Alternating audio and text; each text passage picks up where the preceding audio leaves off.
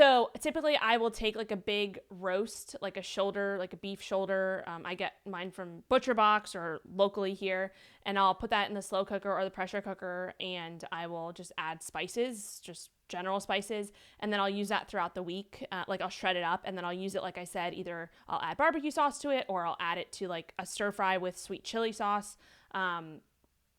So that's like the red meat. I always like to have like a red meat during the day, and then typically a white meat if I do like chicken or pork or something.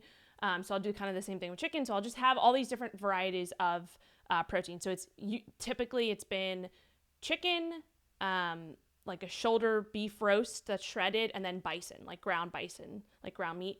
And I'll use that for stir fry either. So I'll have that ready to go. And then for me, I'm lazy. So my entire freezer is half frozen meat. I have a bunch of bison in there because I bought like 20 pounds of it a little while ago from Nebraska Bison. I don't know. It's really good though. They were at a conference that I was at a few years ago, and their bison is amazing. But anyway, it's frozen meat and then frozen veggies and frozen fruit. So I'm super lazy, like I said, and typically the only vegetable that I will cut up and use throughout the week, unless I'm making like a specific recipe, is just zucchini, because I love zucchini. Pro tip, cooking zucchini in bone broth is amazing, and it takes like 5 minutes, and you probably see me post this on my story like every day because I eat it every day. But frozen veggies are so simple, especially you were talking about the air fryer. And so if you don't have an air fryer, just go buy an air fryer because they're amazing. You can take frozen veggies that are typically like you microwave them. They're like, oh my God, this is disgusting because they're just like gross and mushy. But try this. Take frozen broccoli if you want to, or any frozen veggie, and put it in the air fryer. It comes out awesome, like in 10 minutes. And then you can season it with whatever you want.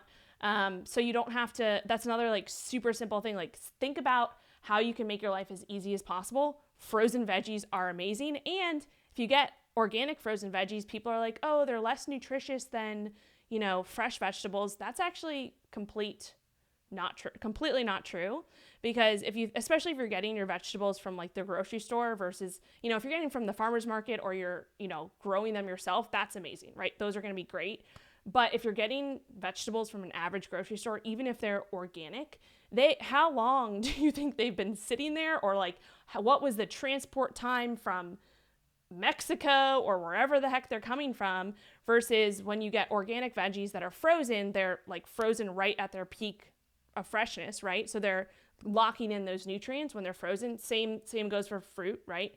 So frozen veggies are just as, if not more, nutrient dense than fresh veggies, especially if we're talking about grocery store here, right? So I typically, the only vegetables that I have in my vegetable drawer on a average basis are zucchini and cucumber, and the rest are frozen. And then obviously like tubers and squash. Like we can't forget about squash. I don't get that frozen.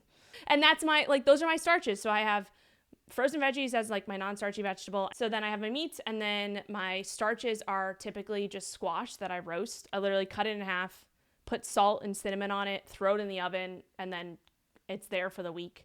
And I cut it up and put some nut butter on it or whatever I feel like. And then I have eggs and yogurt. And that's like, those are the staple foods that I know that I enjoy. And so I make different things out of them. And that's totally fine. Like I said, I eat pretty much the same types of things each day, but I really enjoy them and I look forward to eating them because I know that they fit within my goals and they make me feel good and they fill me up. So that's kind of one thing, just like think about, okay, what are the foods that make me feel good, fit within my goals, and keep me full? Then use that as your base. And then every once in a while, or Sunday nights, typically I'll try like a new recipe, or a Friday night, or whatever it is. But keep it simple, because simple is what's going to make things less stressful.